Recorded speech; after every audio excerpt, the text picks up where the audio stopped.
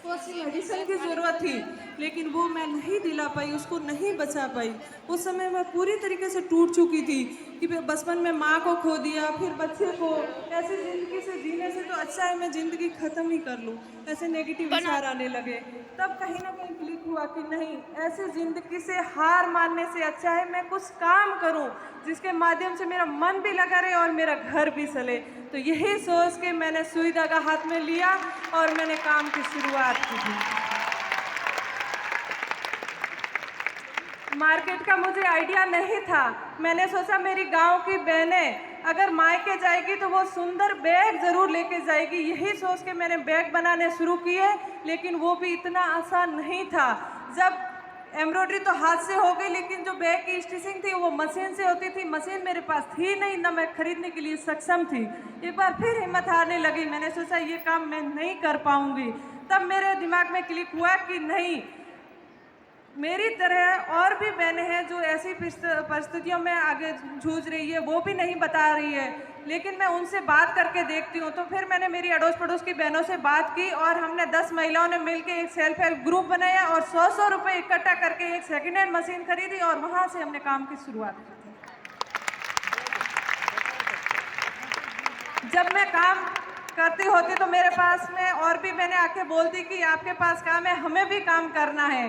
तो मैं ये परवाह नहीं करती कि मेरे पास पीछे काम नहीं है, जो भी मेरे पास होता मैं उन बहनों को दे देती। और उसके बाद में मुझे लगा कि हमारी बहनों के लिए हमें किस तरीके से काम करना है। तो किसी ने बोला कि आप एग्जीबिशन के माध्यम से आप ये कार्य कर सकती है, लेकिन मैंने कहा एग्जीबिशन होता कहाँ है, बाड़मेर में तो कोई खरीदेगा नहीं। तब किसी ने बताया नहीं कि मेट्रो सिटीज़ में बड़े बड़े हैंडीक्राफ्ट्स के एग्जीबिशन लगते हैं, वहाँ जाके आप अपना प्रोडक्ट सेल करिए। तो मैंने कहा बाड़मेर डिस्ट्रिक्ट हेडक्वार्टर तक तो हम कभी गए नहीं, और दिल्ली बॉम्बे ऐसी जगह पे हमें पहली बात तो घर वाले भेजेंगे नहीं, उसके बाद हमें तो सिर्फ मारवाड़ी आती है, हिंदी भी नहीं आती है, हम वहाँ कैसे जाएंगे। मैंने कहा ये तो पॉसिबल नहीं है, लेकिन कहीं ना कहीं लगा कि नहीं, मुझे ये ट्राई तो करनी चाहिए। तो 2010 में फर्स्ट एग्जीबिशन करने का मुझे मौका मिला था दिल्ली में रफ़ी मारे कॉन्स्टिट्यूशन क्लब में।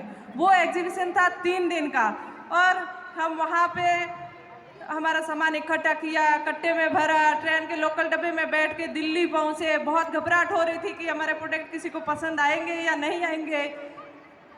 तो वो आप मानोगे नहीं, जो 3 दिन का एग्जीबिशन था उसमें ज़्यादातर हमारी कस्टमर थी वो महिलाएं थी, और वो देख के समझ गई कि ये गांव से आई है, घबरा रही है। तो बड़े प्यार से बात किया कि बेटा आपने इतना सुंदर प्रोडक्ट हाथ से बनाया या मशीन से। तो मैंने कहा नहीं, ये हमारा हाथ का काम है।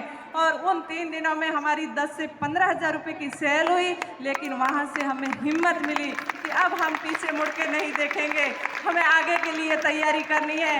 और वापस जाके गांव गांव ढाणी ढाणी जाके महिलाओं को काम के प्रति मोटिवेट करना शुरू किया, क्योंकि वहाँ पे एक घर से दूसरे घर जाना भी इतना आसान नहीं था। और घर पहुँचने के बाद भी घर के लोगों के कई तरह के क्वेश्चन होते थे, आप कौन है, कहाँ से आए हैं, पता नहीं महिलाओं को क्या सिखा के जाओगे, ये हमारा कल कहना मानेगी या नहीं मानेगी। तो ऐसे कंडीशन में हम सोचते कि रहने दें, लेकिन फिर जब महिलाओं से बात होती तो लगता कि नहीं, काम इनको करना है, ज़रूरत इनको है, सुबह से शाम ये काम करती है, लेकिन खुद के लिए 2 रुपये भी हाथ में नहीं होते हैं। तो यही सोच के हम घर वालों को समझाते कि इनको कहीं नहीं जाना है, हम घर बैठे काम दे के जाएंगे, लेके जाएंगे, जो भी इनको दिन में 2-3 घंटा टाइम मिलेगा उसमें ये काम करके देगी। तो इसी सोच के साथ में हमने जो नेक्स्ट एग्जीबिशन किया था उसमें फिर 10-15 हज़ार रुपये की सेल नहीं की थी, पूरी 11 लाख की सेल। उसके बाद में हमने ठान लिया कि अब हमें इसमें नवाचार करना है। तब तक हम सिर्फ होम फर्निशिंग के आइटम बना रहे थे। उसके बाद में हमने सोचा क्यों ना गारमेंट्स बनाए जिसमें ज़्यादा लोग खरीदेंगे। तो यही सोच के हमने अलग अलग जगह से फैब्रिक सोर्स करना शुरू किया, और फिर साड़ी कुर्ते दुपट्टे ये बनाने शुरू किए।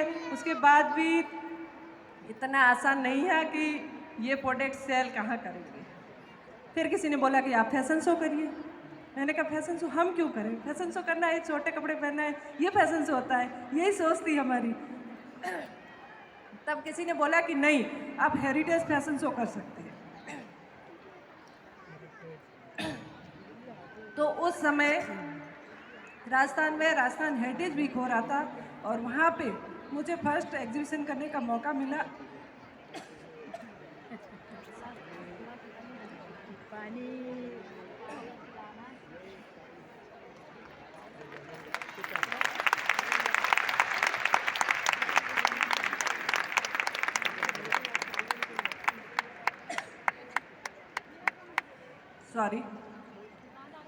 तो उस समय ये था कि फैशन शो तो करें, लेकिन एक आर्टिजन को फैशन शो का मौका कहाँ मिला। बड़े डिजाइनर्स लोग हैं, वो फैशन शो करेंगे, लेकिन उस समय हमने ठान लिया कि हमें फैशन शो करना है। राजस्थान में, जयपुर में राजस्थान हेरिटेज वीक हो रहा था और वहाँ जाके हमने रिक्वेस्ट किया कि हमें फैशन शो करना है। तो उन्होंने भी यही बोला कि आप आर्टिजन हो, आप कैसे फैशन शो कर पाओगे।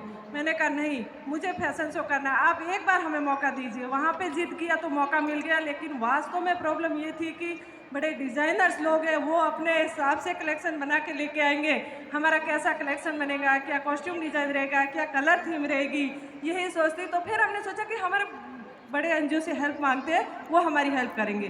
तो हमने जाके बोला कि हमें फैशन शो करना है, इसमें हमें आपकी ये हेल्प चाहिए।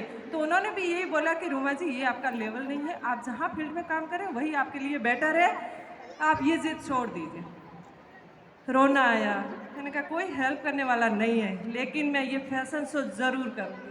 यही सोच के, उस समय इतना सोशल मीडिया का ज़माना नहीं था, जैसा मेरे समझ में आया मैंने कलर थीम लिया, कॉस्ट्यूम डिज़ाइन किया, मेरा कलेक्शन तैयार किया। मैंने कहा किसी को पसंद आएगा नहीं आएगा, लेकिन मुझे पसंद ज़रूर है। तो इसी हिम्मत के साथ में जब मेरे प्रोडक्ट रैंप पे आए तो ऑडियंस और सारे डिज़ाइनर सब खड़े होकर तालियां बजाई, और नेक्स्ट शो के लिए सारे डिज़ाइनर बाड़मेर पहुंचे। अगले शो के लिए कलेक्शन वहां से बना, और उसके बाद में मैं ट्राइफेड की गुडविल एम्बेसडर रही, और जो ट्राइबल आर्टिजन है उनकी कला को प्रमोट करने के लिए अलग अलग स्टेट में हमने फैशन शो ऑर्गेनाइज करवाए, और उसके बाद में डिज़ाइनर ऑफ द ईयर का अवार्ड भी मैंने ही जीता। जब भी हमारे सामने कोई परेशानी आती है तो हम हिम्मत हारने लगते हैं कि ये पॉसिबल नहीं है, लेकिन मैं ये मानती हूँ कि हमेशा अपनी सोच को पॉजिटिव रखें, और जब भी हमारे सामने कोई परेशानी आती है तो हम ये सोचते हैं कुछ नया सीखने को मिल रहा है।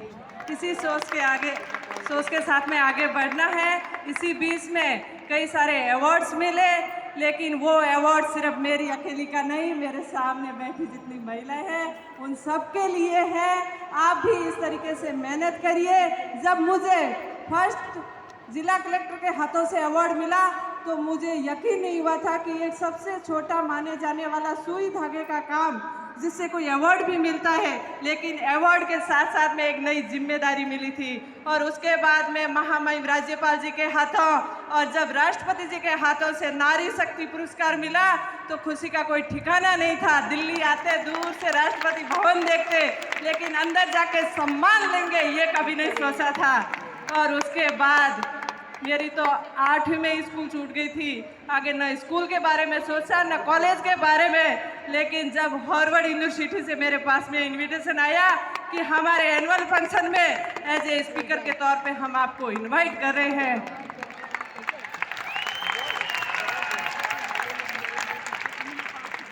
हार्वर्ड जाने का मौका मिला।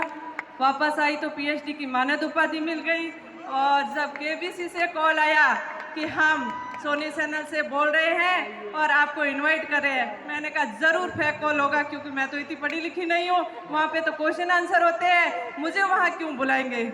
तब उनका नेक्स्ट डे और कॉल आया कि नहीं, हम सोनी चैनल से ही बोल रहे हैं और हमारा जो फ्राइडे को स्पेशल शो होता है उसमें हम करमवीर अवार्ड से भी नवाजते हैं और उसके लिए हम आपको इनवाइट कर रहे हैं। तो फिर उनकी टीम पहुंची, 5 दिन बाद में शूटिंग चली और फाइनली अमिताभ बच्चन जी के साथ में 5 घंटे बिताने का मौका मिला। तो ये सारी उपलब्धियाँ मैं मेरी नहीं मानती, मेरे देश की बहनों के लिए और उनका साथ, इसीलिए हम ये उपलब्ध कर पाए।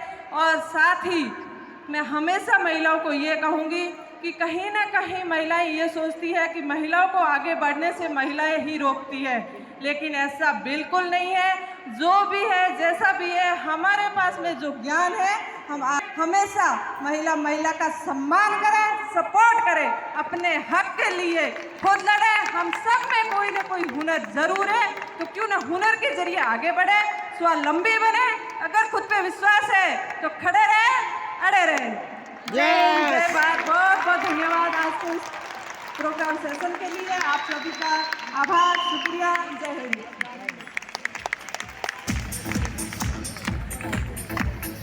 मैं शमसे कमर महिला विराट महिला उद्यमी सम्मेलन में आज बहुत ज़बरदस्त प्रोग्राम रहा। Thank you so much. इसलिए डायरेक्ट सेलिंग को एक्सेप्ट करें और इस पर काम स्टार्ट करें। Thank you so much. जय आरसी।